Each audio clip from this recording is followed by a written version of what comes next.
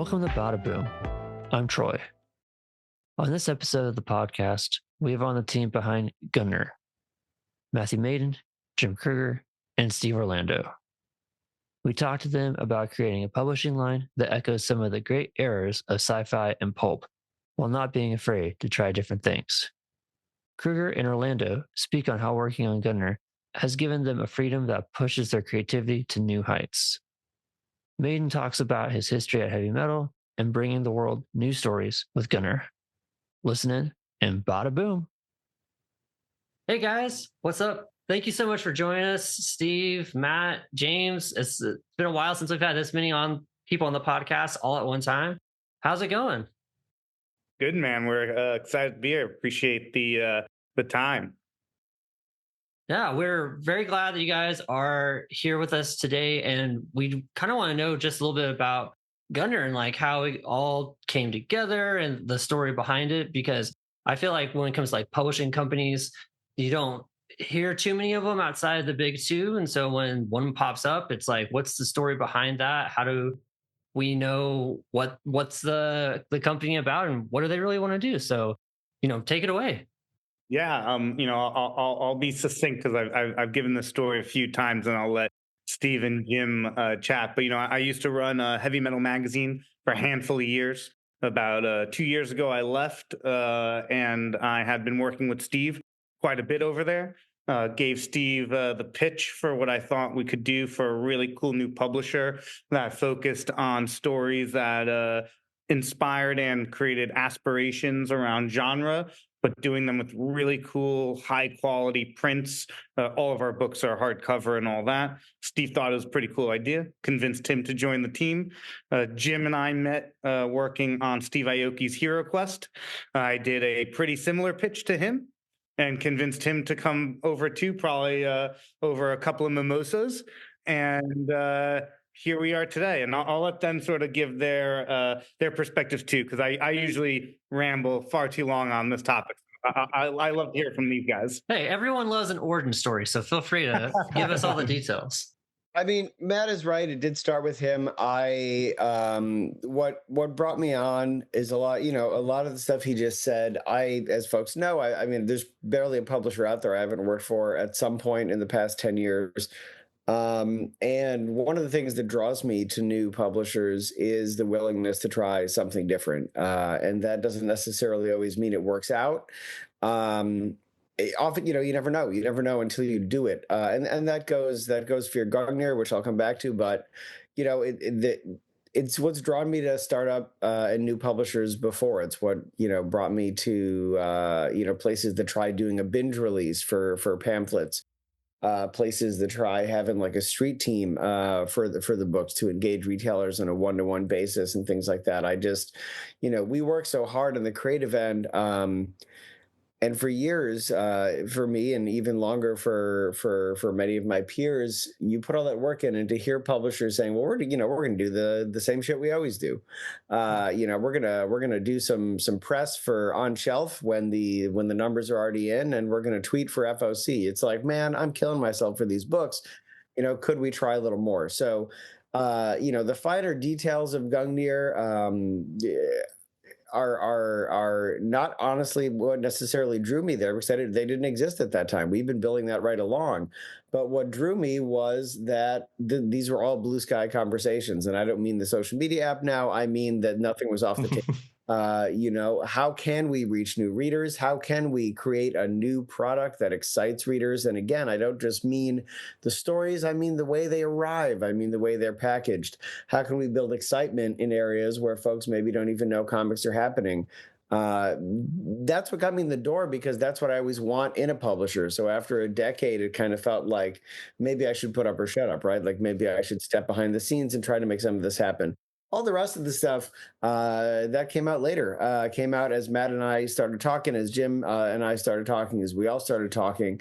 And those are things I feel passionate about too. Bringing real sci-fi is being published, but bringing almost like a pulpy 1950s, 1960s big idea type of sci-fi back into the forefront is something that when we realized that was the push, I couldn't be more excited. Those are the types of books I love.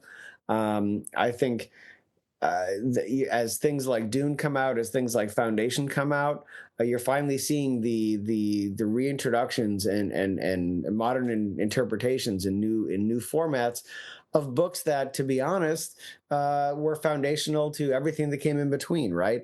So with Gungnir, it's an aspirational statement, but we want to build a new foundation. We want to be doing these books right now, and after slinging capes for so long, and I'm still going to be slinging capes as well.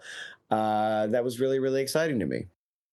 As far as I go, I got involved because Matt and I just worked really well together. We had a blast working together, and this is one of those industries where everyone works together. We're constantly creating things together, and so you want to work and do great things with people who, you get along with and you jive with, and we all have a similar story sensibility. And I've been a fan of Steve's for so long, it just seems like fun, and that's why I'm involved for the fun of just telling good stories and helping other people tell good stories, and doing work that I can be proud of with people I'm proud to work beside. Goes without saying, working with these two cape slingers, that it's pretty fun. The way that they think about things, and obviously their work with the capes speaks for itself. But what drew me to it is that both of them want to push the boundaries and want to push to do weirder and cooler things. And for me, the weirder you can get, the better. I'm really about our art sort of cue within Gungnir is that every book's going to feel really unique. Some publishers have a design cue, and when you hear that publisher's name, you have a pretty good sense of what the art is going to look like. For us, something that is a driving force is that no two books look the same, and no book looks anything other than singular in its art design. And we try to find really unique artists that can, showcase their weirdest sense of style. And for me, that's the coolest thing is like, we're in art. Let's get weird, right? That's that's the name of the game. Yeah, and that's really how you stand out.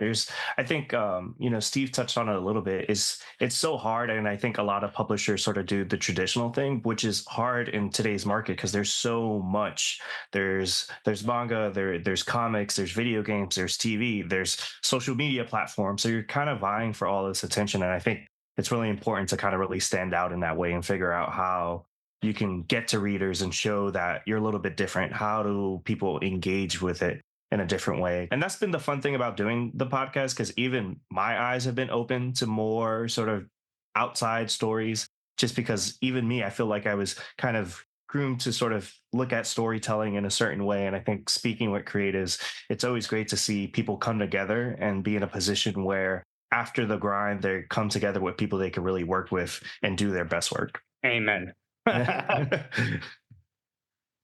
And then in terms of like the lineup, like how do you go about, seeking out creators? And also like obviously you all have worked together, but how do you find new talent?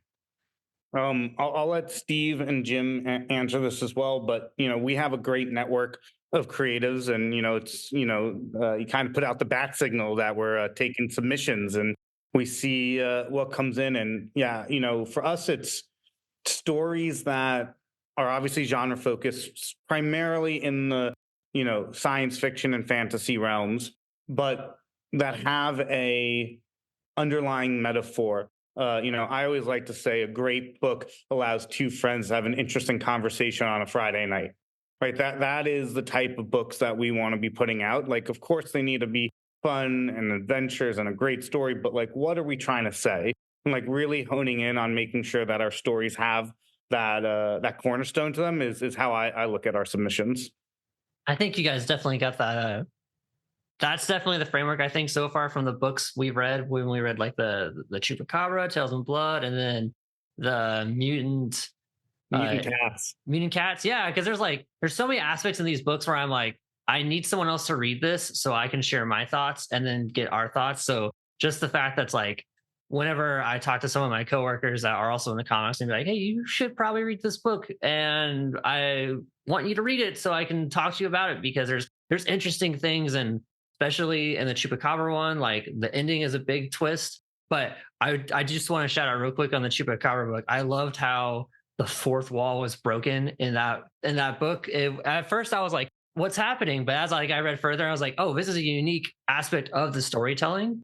And the artists that drew them, I loved how they integrated different aspects of the glasses with it. That one between the two was definitely my favorite one. I like burned through that one like all in one Oh, sitting, because I it just love has to so hear. many yeah, it just has so many unique twists, and the art and everything like works so well together that I was like, man. And like I think I saw in another interview you did that it had some Buffy inspiration from it. If you can Buffy, share a little bit about that. Wednesday, Sabrina the Teenage Witch, all the things that I grew up loving and still love, Archie comics, I was really trying to lean into that like mysticism, high school reporter age range. And, you know, I thought often Kyle Fenrich, Goons and Goblins, was the artist on it.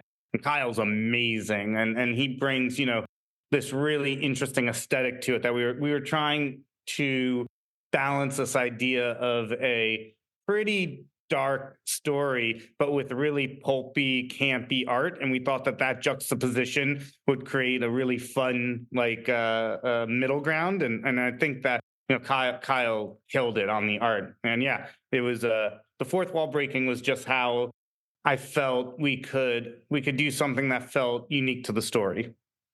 Yeah, it definitely felt unique, and I actually really enjoyed it. I wish comics did that a little bit more, because it gives us a lot of opportunity to get filled in on what's happening with saving space on the page. And so instead of being like, here's 5 pages about what you missed, it's just let me just tell you real quick. And the only comics I can think of off the top of my head that really do that are like maybe a Harley Quinn or a She-Hulk or Deadpool, but it's a really fun storytelling device that I'm glad you were able to incorporate in your stories. And switching just gears a little bit to Mutant Cats, I know you guys mentioned you want the weird stuff so that your stories stand out.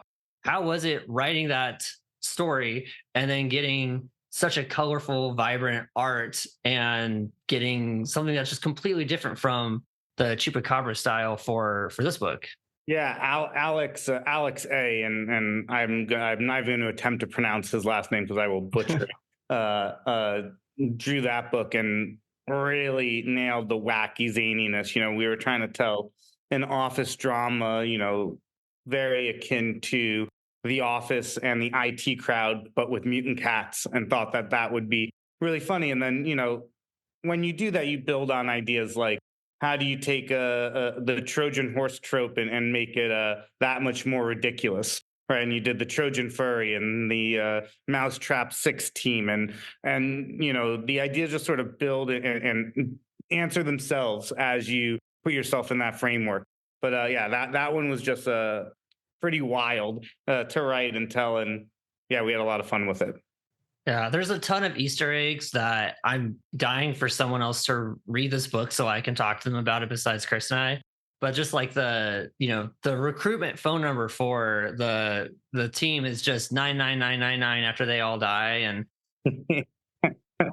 an incredibly colorful book. It's so easy to miss some of these little details and Easter eggs that are in there, because they're already mutant cats, and the idea that's like, oh, we're gonna create even more mutants to it was like, it threw me off a little bit, but I was like, okay, this is a unique way of still telling the story that I've got to pay attention even more, because there's just more colors and more characters and even more mutantness in the book. Yeah, no, it more mutinous is it's a good hook line. We might use that. I like that. And what's really fun is that we're not just doing graphic novels. We're also exploring prose, which I always have is near and dear to my heart. And Steve, I think we should maybe talk a bit about our upcoming project. So Steve and I are penning a prose book together called The Diplomat, which I'm really excited about. It's an idea that we've been kicking around now for maybe over a year, and we're just now getting into the thick of it. But yeah, why don't you, Steve? Why don't you talk a little bit about that? Yeah, The Diplomat is it's going to be my first foray into prose. It'd be nice to be working with Matt because he's an old hat at that game.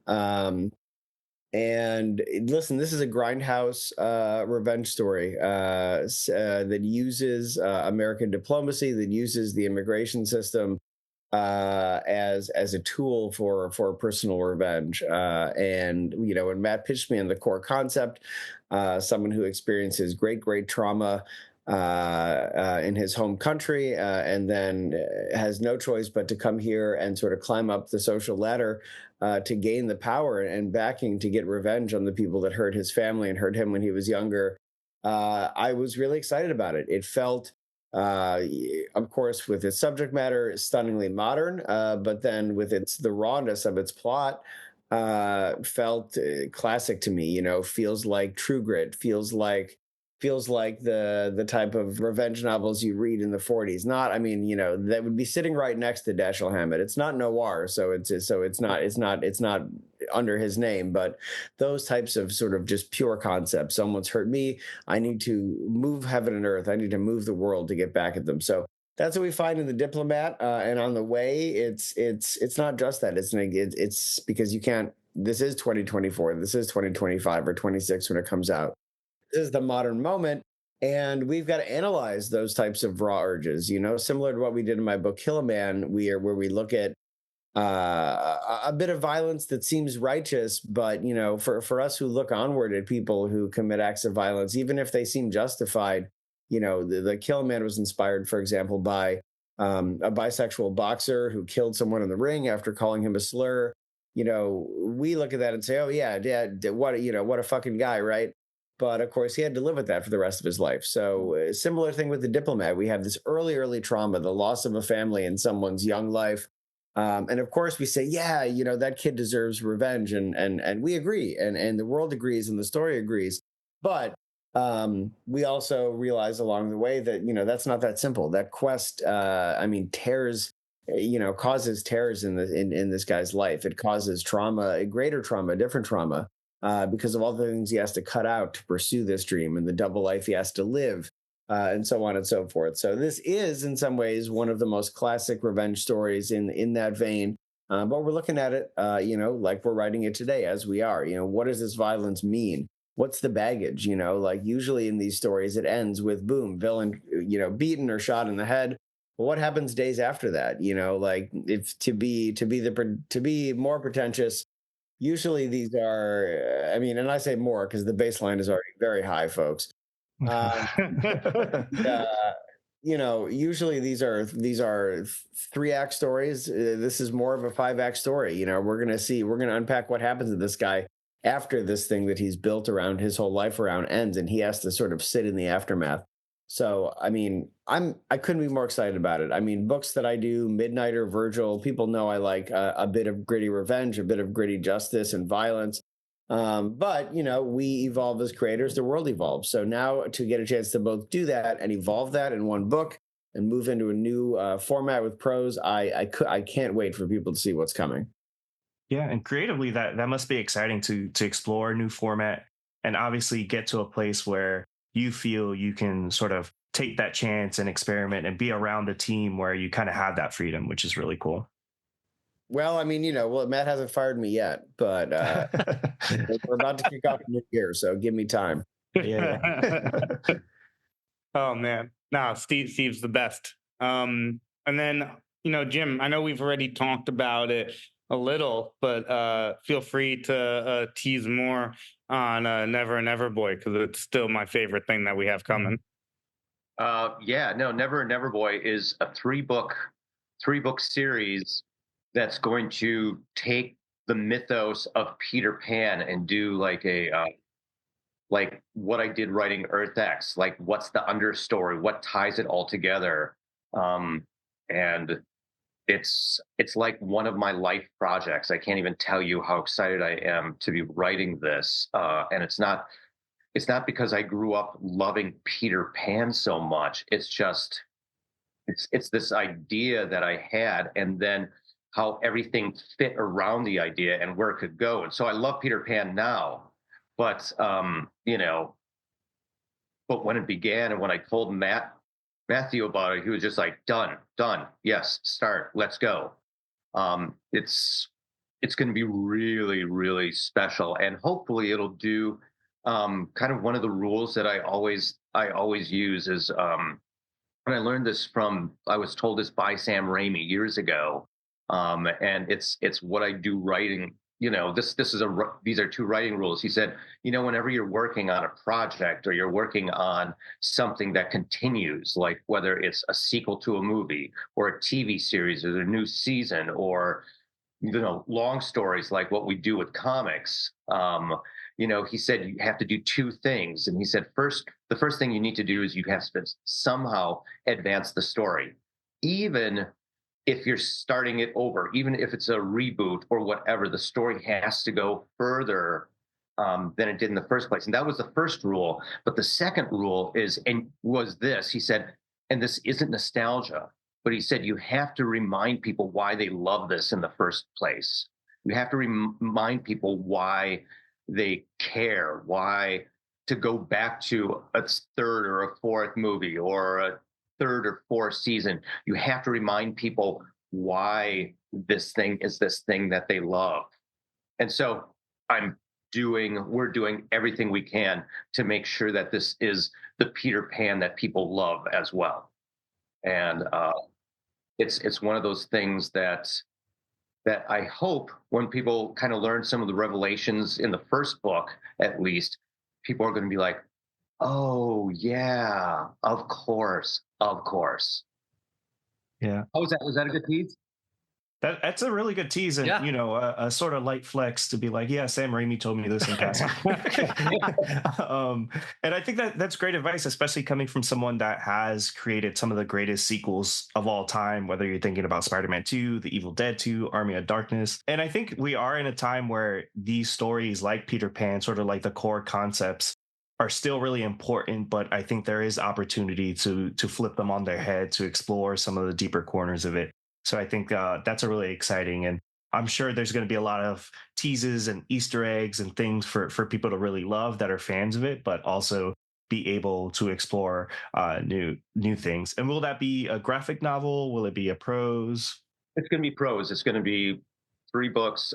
We can't say who the artists are yet for the cover because that's still being figured out. But we know who we want. Oh yeah, I think. Like, I can't say what it is because it's too big of a reveal in it, but I think one of the greatest lines I've ever written is in this. Like one of those lines where I was just like, oh yeah, yeah. And then I walk around and cheers myself for a while and probably have another mimosa with Matthew, and then we then I can't work anymore for the rest of the day because I'm so excited about that one line and celebrating it. I feel like it's not because it's like sometimes those things are like, how like Tolkien talks about how by studying the old words, by studying the old languages and in the translation of words, like Lord of the Rings just kind of emerged out of it. Like that's kind of what some of the lines in this and some of the moments are. It was just like by looking at it, by really looking at the characters, by looking at Captain Hook, things emerge, and I was just like, oh. It really rectifies questions that you have from the original without really having to work. Like it just makes so much sense. It's like really awesome. I'm really excited about this one. Yeah, and just hearing the excitement is really great. I'm sure you went to Matt and you're like, I just read the greatest thing I've ever read, and he's like, who wrote it? And you're like, I did. I'm still thinking if people, as we increase our fan base, do they become known as Gung nerds? I think you sort of have to nail that down now, so you can make the merch and you could get the street teams together and stuff like that. You should probably, create like the social media accounts around that, Yeah, create the hashtags, start just addressing everybody online when new books drop as the gun nerds, and then they'll catch on. They'll be like, I am a gun nerd. I'm looking forward to all the new releases. Which, by the way, you guys have two books that are coming out in 2025 that we got a quick preview of. Could you guys tell us a little bit about those and what readers might be able to expect? I don't want to spoil anything, so I think it's better they hear it from you guys. I think you might have gotten Aeon and Last Breeds. Is that Yes. correct? Yeah. Great. Yeah. So Aeon, the elevators at the end of time, the last 7 sentient beings convene at the last black hole to discuss the trials and tribulations of the stardust ancestors they arose from and what to do with a dying universe. That one was written with Joe Harris and my buddy John Connolly, an amazing artist, and Lorenzo Palmani out of Italy. Just incredible. And that book's a book of passion. It took us 5 years to put that together, and it's like sort of our homage to Sandman.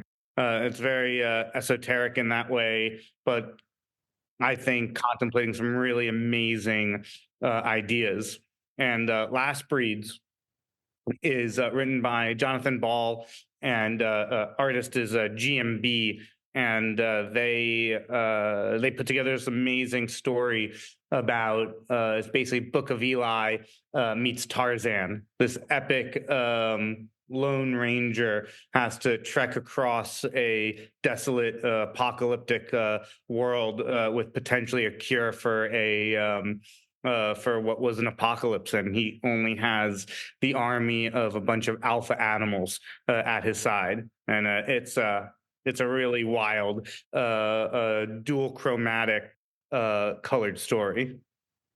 Yeah, and like you mentioned before, like the art's different on every single book.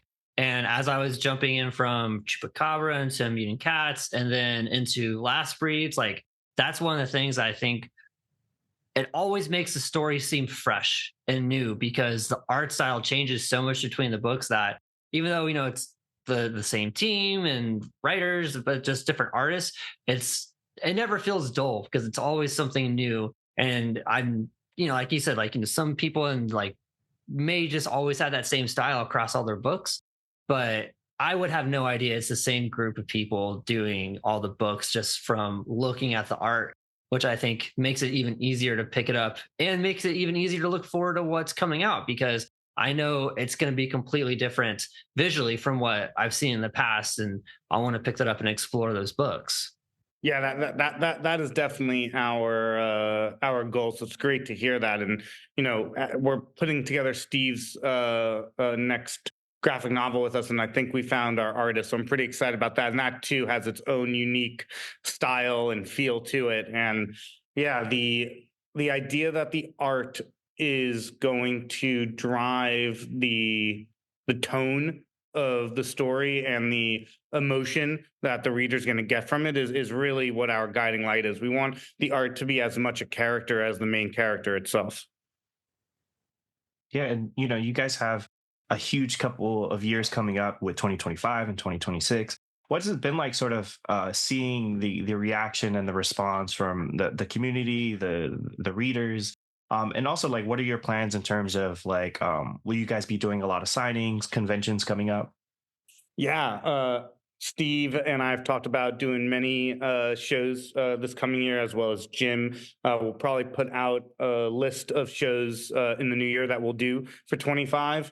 We're looking to put out 6+ books next year, and then hopefully double that again in 26. So it's a lot of work and a lot of excitement. And yeah, I mean, the reaction's been great. We put a lot of time into the packaging, into the boxes that the books come in, and the hardcover books, and the type of paper. And I never thought I'd be so familiarized with paperweight and matte versus gloss and all these other amazing nuances of putting a book together. But we really wanted to put a high quality product out. It wasn't, we like to say, if you're gonna cut down a tree, you might as well make the book look beautiful. And it's been really great seeing the reactions of people appreciating that hard work, because yeah, it was not easy putting all that together.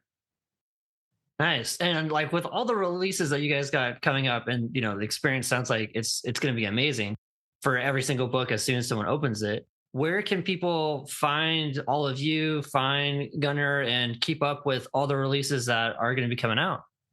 Yeah, at Gungnir Books across socials, gungnir.books.com. We're in most comic stores. We'll be in more next year. We're in Barnes and Nobles. We have an online store as well, direct to consumer. Everywhere that a brand tries to be in 2024. Yeah, you got to get a TikTok shop. I think we have that too. Our social media has that all locked and loaded. Yeah, I think there's a TikTok shop as well. Awesome, guys. Well, thank you so much for coming on. The 2 books that we were able to read, Chupacabra and Mutant Cats, if you have a chance to check them out, definitely go grab them and follow on all those social media accounts, which we're going to have links. If you're watching this on YouTube, there'll be links to all those below. So you can stay up with all the releases that are going to be coming up with Gungnir in the year to come. And with that, bada boom. Bada boom. Bada boom. Hey, bada boom. Thank you for listening to the Badaboom podcast. Keep the conversation going with Chris and I on Instagram, TikTok, and Twitter. You can find us on all these places at Badaboom Podcast. Get into the comments on our YouTube channel. Let us know what you like about the show or what you'd like to hear from us in the future. Until next time, please subscribe to us on Apple Podcasts, Spotify, or wherever you listen. Thanks for listening.